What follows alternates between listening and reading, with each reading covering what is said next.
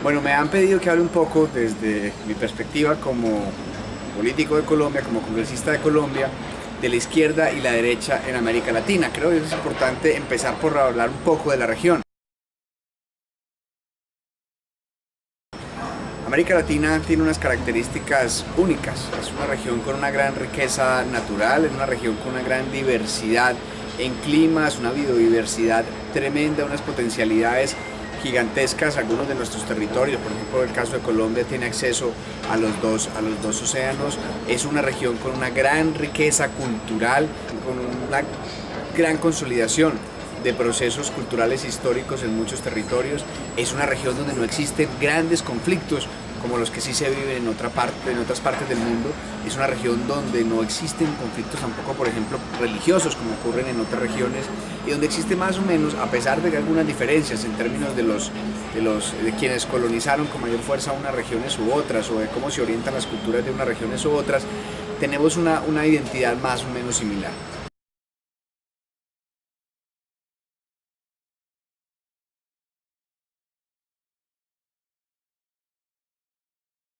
Yo creo que en serio existe en América Latina una identidad latinoamericana en el marco de la diversidad que tenemos, que nos hace un único pueblo. Esto lo digo porque creo yo que una de las grandes banderas que debemos alzar desde los distintos sectores políticos de la región, y eso pues lo he podido conversar en algunos encuentros que he tenido con dirigentes políticos de otros países, tanto de la izquierda como de la derecha, es las dinámicas de integración latinoamericana efectiva, desde lo económico, lo comercial, lo cultural, lo poblacional, en fin, los elementos que permitan consolidar un gran bloque también de poder en el marco de un mundo que avanza hacia la multipolaridad. Un mundo donde ya Estados Unidos no es el único referente, sino que distintos núcleos de poder se disputan de alguna manera la hegemonía mundial.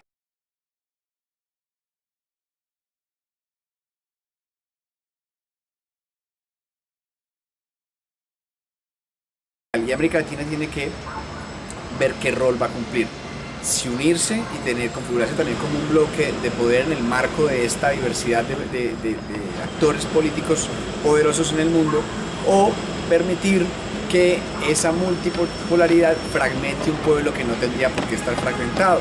un pueblo que puede estar unido alrededor precisamente de nuestras características económicas, culturales, geográficas, y no pues, separado cada uno por su lado respondiendo a uno o a otro bloque de poder, lo que nos debilitaría en el concierto internacional, lo que no permitiría que nosotros desarrollemos enormes potencialidades que tenemos y que pues, podrían llevar a que nuestro pueblo tuviera unas mejores condiciones de vida.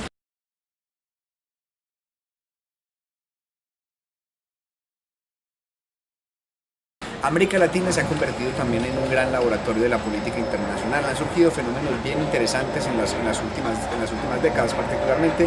en la última década, lo que algunos llaman pues, la década ganada. Estoy de acuerdo con esa apreciación, hay otros que dicen que fue la década perdida, pero desde la perspectiva de la izquierda creo que se han logrado avances significativos, pues durante esta década ha servido un poco para mostrar que hay otras opciones o otras alternativas al modelo económico capitalista salvaje imperante en el mundo, y ha sido también una región que ha demostrado que es posible reivindicar la autonomía y la soberanía en el marco también de un relacionamiento internacional en donde no hay un aislacionismo propiamente dicho, pero sí hay unas dinámicas en las cuales los recursos naturales nos pertenecen y propendemos por el desarrollo de lo local y del bienestar de nuestra propia población.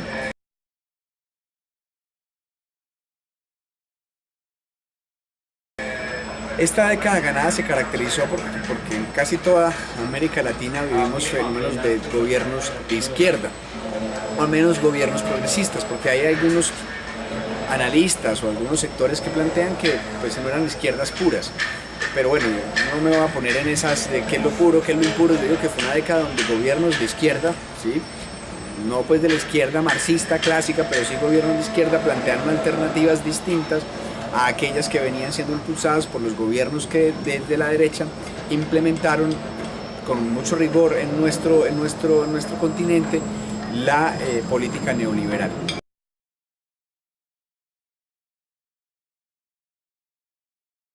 Estos gobiernos de izquierda permitieron consolidar procesos valiosos. en clave de cada uno de sus territorios, en donde, como ya lo dije, se reivindicaba la soberanía de los recursos, donde además se volcaba el gasto público de alguna forma a garantizar los derechos de la población, el bienestar social y a construir elementos del orden fiscal y económico en donde pudieran incluirse grandes sectores de la población que no habían podido históricamente estar incluidos allí y que permanecían, algunos de ellos pues todavía en la pobreza.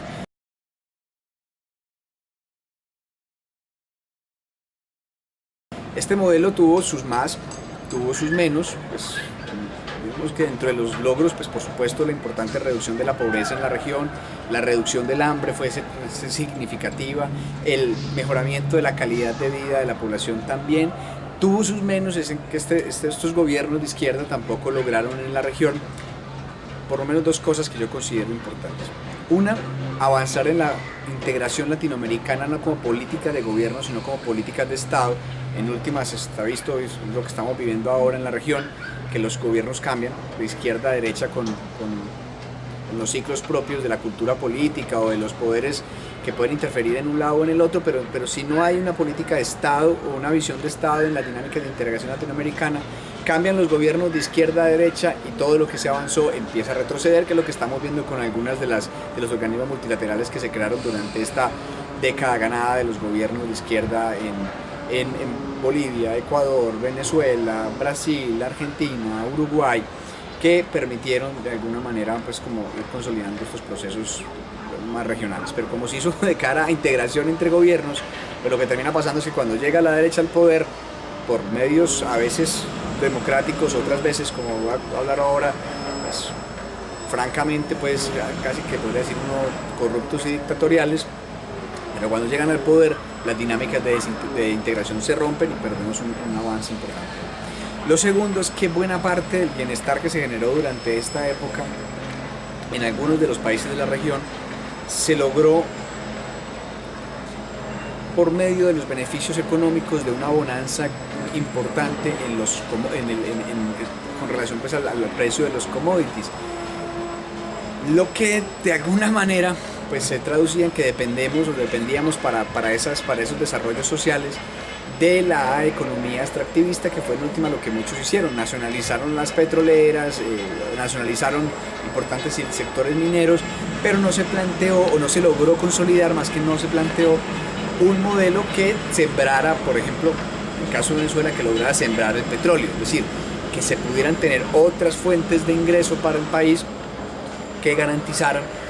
que esa dependencia rentista en un momento de caída de los precios internacionales como lo estamos viviendo hoy no diera el traste con el proyecto político, en tanto no era financiable hacia futuro pues como esas mismas políticas, porque pues, los recursos no iban a estar ahí. Entonces esa dependencia rentista no se logró superar, no en la mayoría de los países. Creo yo que Brasil avanzó bastante en eso, en lograr fortalecer pues, su industria y otros renglones de su economía. Brasil de todas maneras dicen que es el país continente, creo que tiene unas características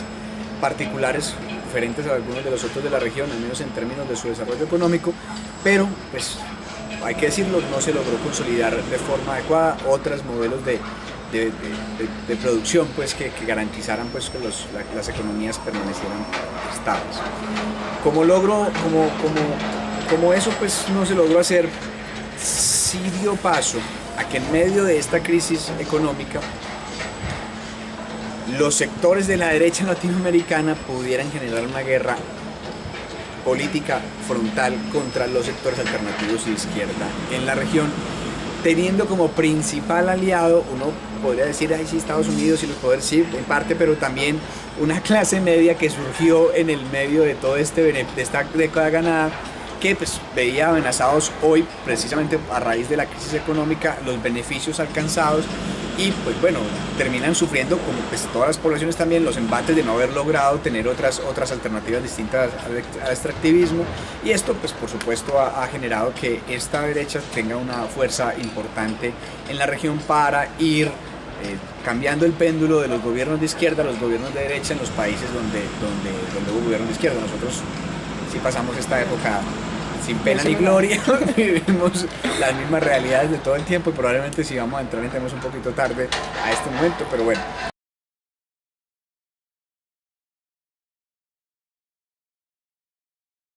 por ejemplo, lo que pasó, el golpe blando en Brasil, la victoria de Macri en Argentina, las victorias la victoria de la oposición venezolana en las parlamentarias, pues algo de lo que está pasando en Ecuador con las locales, lo que se siente y se percibe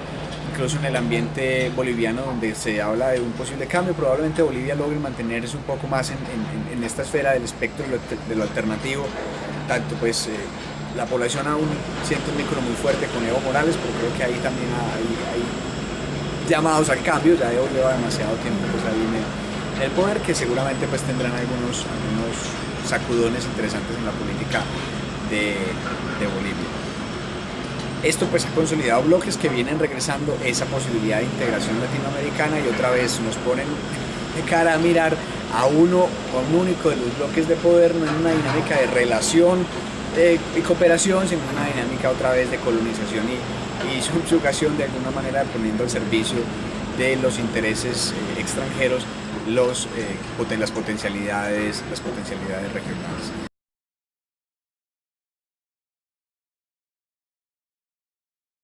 Yo diría que asistimos pues a un momento complejo en la región, que va a demandar hacer un ejercicio serio de evaluación de lo que se vivió durante esta década, para mirar qué se hizo bien y qué se hizo mal. Yo no voy a entrar en los análisis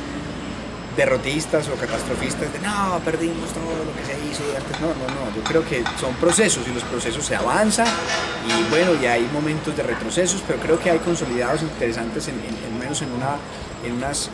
unos pueblos que han logrado construir una idea de autodeterminación que ya es valiosísima en el marco pues de un mundo que ha procurado por la colonización del pensamiento. Creo yo que ahí hay algunos elementos también valiosos.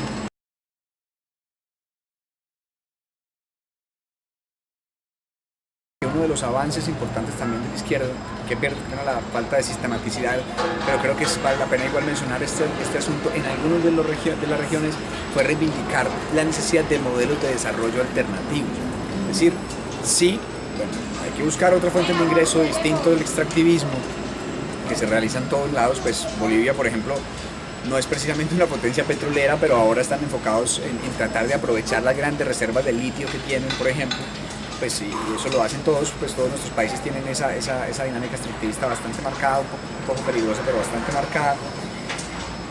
No solo generar otras alternativas de ingreso y otras alternativas de producción, sino también logró pues, como elemento que se tenía que buscar, sino que ha planteado como necesidad mundial, particularmente Bolivia y Ecuador han avanzado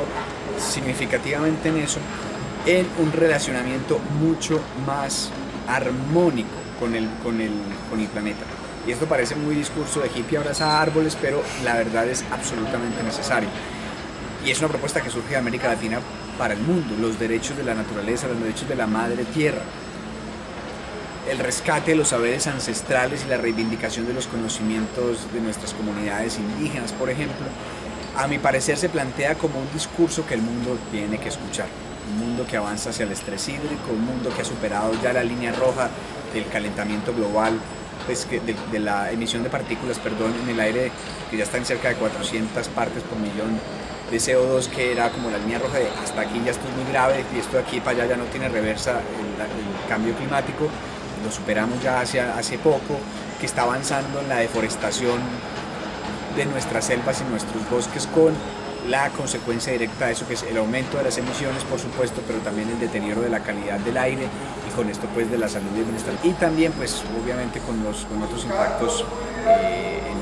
en las dinámicas sociales y económicas del mundo bien complejos. El cambio climático impacta negativamente la economía de muchos de nuestros países también. Entonces estos discursos que surgen en el marco de una América Latina que estuvo durante un tiempo importante, durante más de una década o cerca de una década, en el poder, esto ya dio por derrotado los procesos, pero en parte eso es lo que está pasando, el péndulo estaba, eso es innegable. Logró presentar este tipo de propuestas a la humanidad, que yo espero pues vayan siendo recogidas en el tiempo venidero.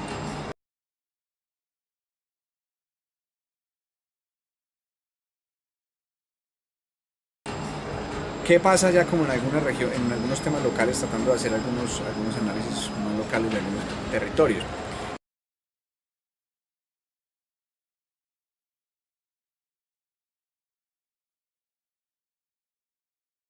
Por supuesto, la muerte de Hugo Chávez fue determinante en permitir que esta derecha avanzara como ha avanzado, porque pues definitivamente en términos del fortalecimiento de los procesos de izquierda en América Latina, Chávez cumplía un papel fundamental, fundamental. Y pues bueno,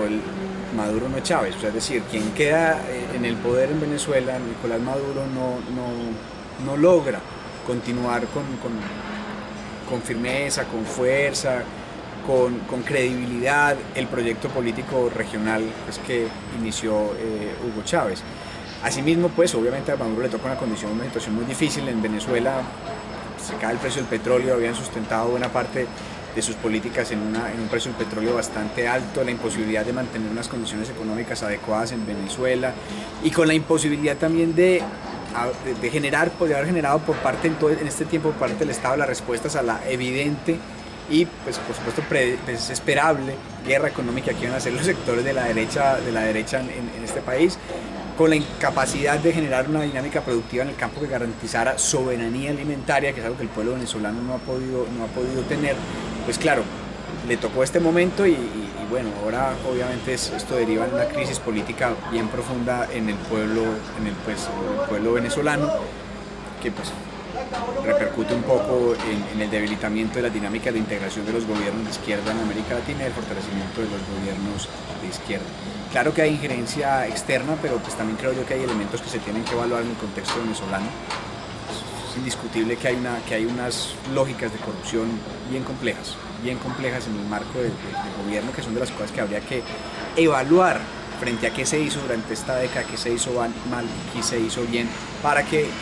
podamos, no dentro de 10, 20 años, sino pronto recuperar las lógicas de nuestros gobiernos alternativos, progresistas y de izquierda en la región.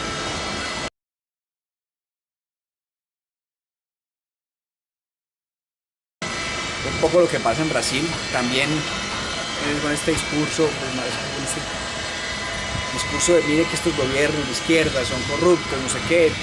aprovecharon todo un contexto político de una clase media creciente, de unos sectores populares también descontentos, también con una situación fiscal también compleja, realizan un golpe blando, terminan echando abajo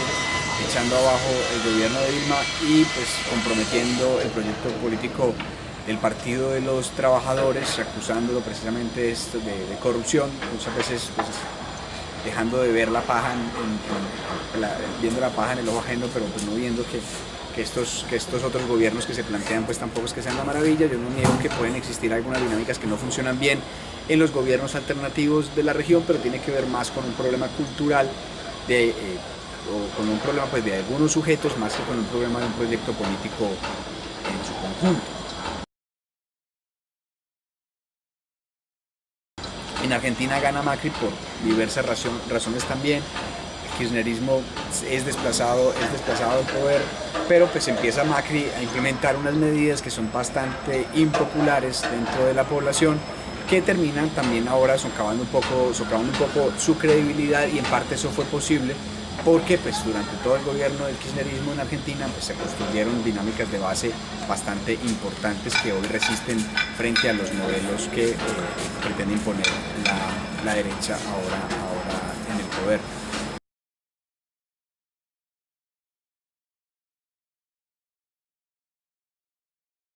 Bolivia, pues ahí va en este proceso de transición que seguramente pues no derivará en un cambio tan drástico, pienso yo, como el que se dio en los otros países.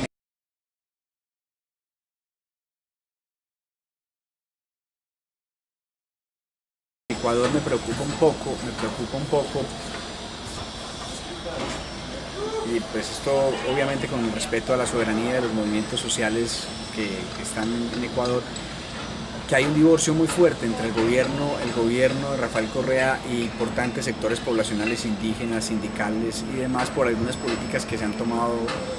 y que tuvieron consecuencias pues, negativas, por ejemplo, para hablar de la continuidad del enfoque extractivista, que tuvieron consecuencias que terminaron afectando a comunidades que hoy, siendo Rafael Correa es un gobierno de la izquierda regional,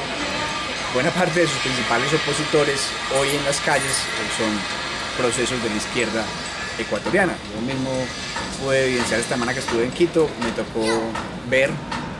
una marcha grandísima de sindicatos y sectores indígenas en contra de Rafael Correa. Me llamó mucho la atención porque yo iba precisamente para la zona antigua de Quito, entro al parque donde está la casa presidencial, y había otra manifestación de indígenas y de sindicatos con Correa. Entonces, también ese fenómeno tiene también unas lecturas que tocaría hacer con algún detenimiento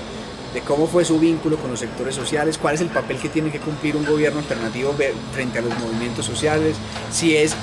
tomarse los movimientos sociales y estar en los movimientos, o es mantener una adecuada distancia y permitir que los movimientos sigan su propio rumbo. O sea, es decir, ¿cuál es el rol? ¿Cuál es el rol de un gobierno que emerge de los movimientos sociales cuando ya está en el gobierno? Y esa pues tendrá que ser una discusión que también nos tendremos que dar en medio de esta evaluación que tenemos que hacer de qué pasó en la región.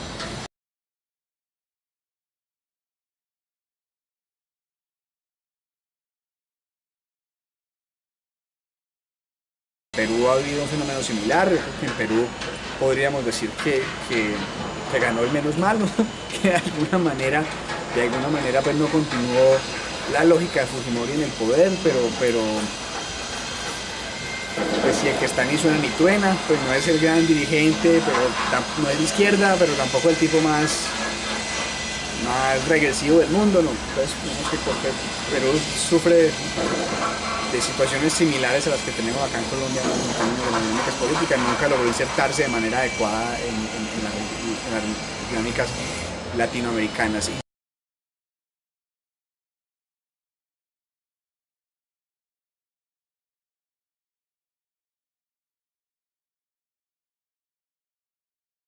Y bueno, y hablando de la casa ajena, que es muy fácil, hablando de la casa propia, pues nosotros no pudimos consolidar con seriedad una izquierda con vocación de poder. No hemos podido hacerlo, muchas razones. Yo voy a decir una, pero no quiero quedarme en esa porque todo el mundo se justifica en que eso fue por eso y entonces no hay nada que hacer. Y es, claro, aquí hubo y hay una persecución a los dirigentes sociales, los asesinan, los amenazan, los desaparecen. Y obvio que eso tiene unos efectos, obvio, pues mataron toda una generación de dirigentes de la izquierda colombiana. Obvio, eso iba a repercutir en que la siguiente generación pues, no iba a tener el aprendizaje acumulado de la otra, más el miedo de que le pasara lo mismo. Bueno, está ese, pues obviamente todo el horror que se vivió con el asesinato de tantísimos militantes de la Unión Patriótica, de dirigentes que estaban en todos los aspectos de la vida social, incluso hasta humanistas y pacifistas como Héctor Abad Gómez, por ejemplo, que fueron asesinados. Obvio, eso tiene un impacto, pero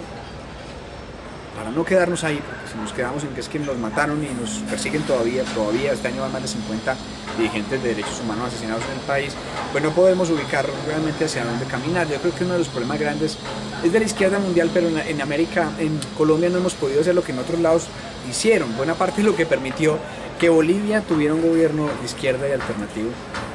fue que hicieron un trabajo de base del carajo, de Chiras. Ellos empezaron realmente a construir desde las bases, a tomarse los poderes locales y a llegar de esta manera a la presidencia. Es un tema donde el movimiento social en efecto se toma el poder por la vía electoral,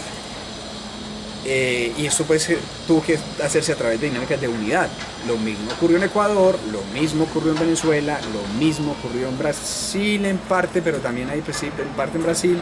y pues en Argentina de alguna forma, y en Uruguay pues ni hablar, que eso fue lo que permitió que la izquierda estuviera ahí, obviamente estuviera pues consolidada en el poder. Pero bueno, nosotros no hemos logrado ese proceso de unidad de la izquierda, lo que no nos permite ser fuertes de cara a los procesos de contienda pues, de lucha por el poder, con un agravante, y es que creo que estamos como izquierda, contrario a lo que está pasando en todos los países o que pasó en todos los países de la región, bastante desconectados con las bases sociales. Creo que nuestra izquierda es muy endogámica y autofágica, porque además buscamos la forma de devorarnos entre nosotros. Pelea mucho y y es muy limitada en sus acciones que le permitan crecer su espectro de incidencia. Yo creo pues que nos falta curiosamente, cuando es la llamada a hacerlo, mucho más trabajo uno a uno y trabajo de base con la izquierda en nuestro país. Y esto pues no nos ha permitido porque seguimos siendo los mismos, con las mismas, todo el tiempo. Yo voy a las marchas que organizamos aquí sobre los temas propios de la izquierda y uno va a encontrarse con los compañeros y las compañeras porque encuentra con los mismos, exactamente con los mismos. Y eso es obviamente preocupante, mientras la derecha, con prácticas pues, obviamente cuestionables, no es tan así. Yo miro, por ejemplo, con algún nivel de preocupación para hacer la lectura de lo que pasó con el plebiscito en Colombia. Miro con preocupación y cómo eso impacta pues, en la dinámica de las correlaciones políticas también de la región. Es la lectura de cómo logra, pues primero la abstención, que es un fenómeno grande, pero entre los que votaron, cómo lograron convencer a 6 millones, más de 6 millones de personas que votaron por el no. Y obvio, pues, hay desinformación, engaño, mentiras, no todo el mundo que hizo la campaña por el no lo hizo así, pero lastimosamente pues lo que sí caló fue la mentira. Pues yo sí conozco gente que hizo una campaña con argumentos que yo no compartía, pero que tenía argumentos, es decir, había gente que decía, yo no estoy de acuerdo con que le den el 10% de la financiación de los partidos a las FARC, porque ¿por qué si nuestros partidos no? Bueno, eso es un argumento, pues eso es un argumento. Yo no estoy de acuerdo con que lleguen 10 curules de manera automática, que me parece que es injusto en el marco de la democracia, porque todo el mundo debería tener. Eso es un argumento. Que yo digo, pues no es de tanto peso como para decir que no, pues, pero es un argumento.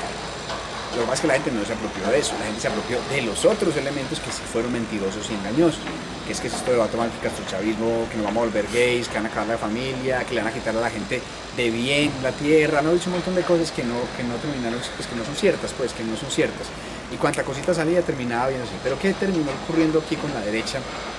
Que me preocupa un poco, porque pues puede estar pasando en algunos territorios de la región, es un trabajo de base, o sea, esa recolección de firmas, aquí pues hubo una recolección masiva de firmas ¿para qué? O sea, nadie sabía ni siquiera para qué eran esas firmas. O sea, recogieron un montón de firmas para decir, no más Santos, no más no sé qué, no más. Pues bueno, resulta que si hay un para qué. Esos casi 2 millones de firmas creo que recogieron, las lograron hablando persona por persona. O sea, hablaron con millones de personas, una a una, durante todo este proceso de paz en los últimos meses. Millones de personas, una a una. Obviamente eso les dio una ventaja muy importante en hacer una conquista cultural del pensamiento del pueblo colombiano. Y fueron unos genios del marketing político, lo supieron hacer muy bien para hacer las cosas mal, pero lo supieron hacer muy bien. Y pues, conquistaron la cultura, conquistaron el discurso y lograron pues una victoria así muy estrecha. Bueno, eso mirando el vaso medio vacío, pues uno podría decir que mirando el vaso medio lleno es que también hay que darle un valor. Hace 8 años era impensable que 6 millones de personas salieran a votar por el sí, pues ya es mirando el vaso medio lleno. Porque la otra parte es la cultura política del pueblo colombiano. El pueblo colombiano no vota. Esta campaña no tiene mermelada, ni clientelismo, ni nada de eso. Esas son las cosas que más mueve la lógica electoral en nuestro país. Entonces, es parte de esa apatía, que es un problema grandísimo, pero que hay que también entrar a transformar. Pero nuestro contexto, en el marco de esta dinámica regional, haciendo un análisis de izquierda a derecha, me permite inferir que, al menos en lo pronto, podemos tener dificultades para consolidar un proyecto político de izquierda de la fuerza necesaria para poder lograr transformaciones estructurales en nuestro país. Seguramente podremos llegar con algunos gobiernos que van a tener todas las dificultades del mundo, porque pues supongamos que en 2018 tengamos una presidencia de izquierda, tendríamos que hay que trabajar para eso, pero tendríamos muchísimas dificultades en tanto no hemos logrado consolidar un proceso como sí lo han logrado hacer en otros países de la región.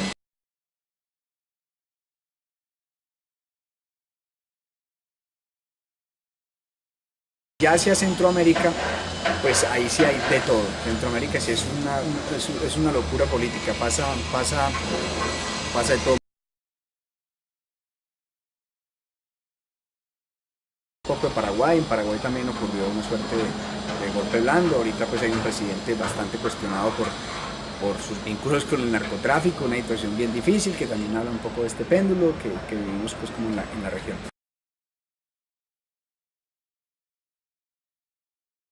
México, evidentemente pues México tiene un gobierno que responde a las lógicas del poder norteamericano, Estados Unidos, con un movimiento social fuerte, pero que se enfrenta a unas realidades políticas que me preocupan, se parecen mucho a las que se han construido en Colombia. Ayotzinapa es una clara muestra un poco de lo que se está empezando, de lo que se está viendo en México, la violencia asociada al narcotráfico,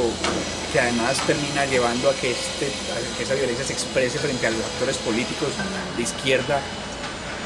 con la connivencia de las instituciones que están permeadas o que son parte de las estructuras. Uno empieza a decir, hombre, aquí hay un fenómeno que de alguna manera nosotros hemos vivido también y que ha sido el freno para que los procesos y los movimientos sociales puedan ser fuertes. Claro, con dinámicas de resistencia muy interesantes, como pues por supuesto el Ejército Zapatista de Liberación Nacional y toda la cosa, el Comandante Marcos y todo pues la vaina que son elementos de resistencia de la izquierda simbólica bien interesante en la región, pero también veo que no hay, al menos en lo pronto, una posibilidad grande de que sean los sectores alternativos. De alguna manera es una izquierda la que llegue con fuerza al poder en México, con el agravante que hay un fenómeno muy parecido al que nosotros hemos vivido, que nos ha mantenido en esta situación.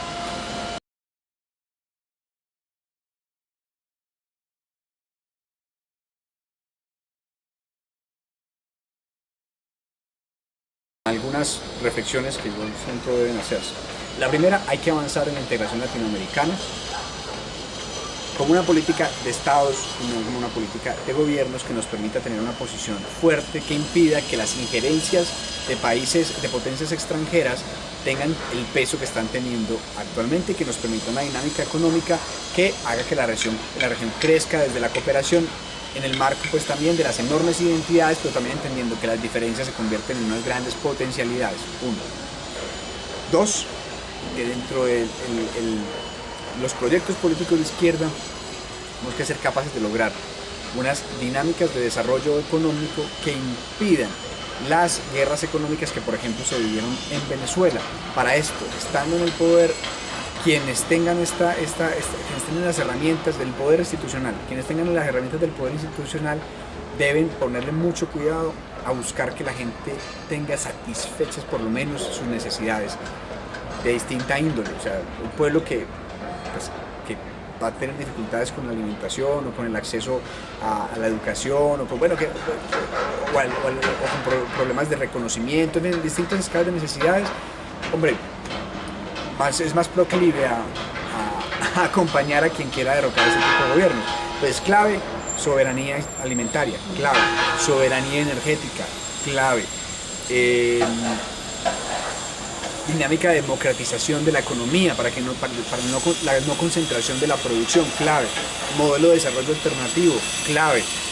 de tal manera que pues, lo que el ciudadano latinoamericano sienta de sus gobiernos es que tiene ahí un respaldo y no, que precisamente por la guerra económica empieza a padecer de cosas de las que no debería sufrir.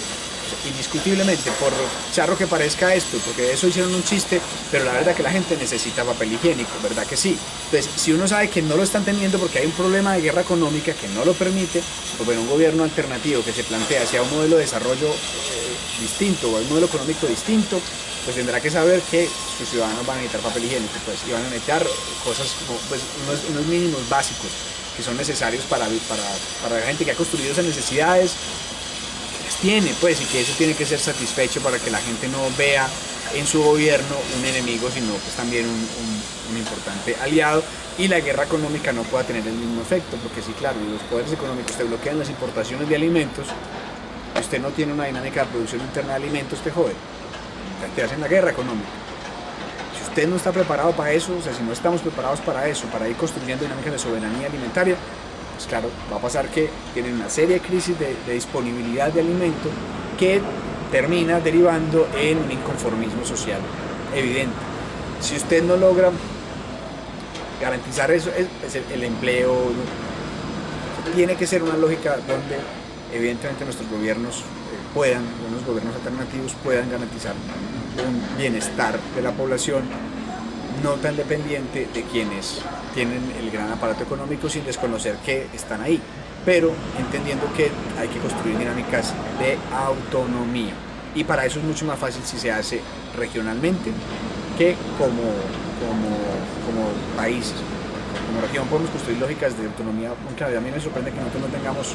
un ferrocarril que nos conecte a todos. ¿Por qué no? Y las vías no es que estén Europa tiene, creo que desde hace como 200 años uno que la atraviesa. Pero mejor dicho, es que obviamente hay condiciones geográficas y todo, pero nosotros podríamos tener una integración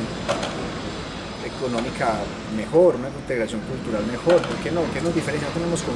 conflictos religiosos. Aquí la gente no pelea porque sea una religión o de otra. Eso aquí no tiene ninguna relevancia, ninguna. O sea, la gente no se mata por eso. No tenemos conflictos territoriales gruesos, hay problemas pues como la salida del mar de Bolivia, hay algunas disputas en algunos terrenos, pero Nicaragua, Colombia, no sé, pero en términos generales no son unas cosas así, pues que uno diga que va a desencadenar una guerra, y no tenemos ese tipo de conflictos. Podemos aprovechar las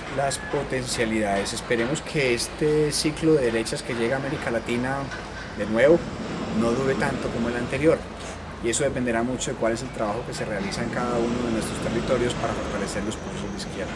Y bueno, ahí nos queda a nosotros como colombianos una responsabilidad. No vivimos la década ganada, pues nos tocará construir de manera acelerada, a ver si logramos, así sea por fuera de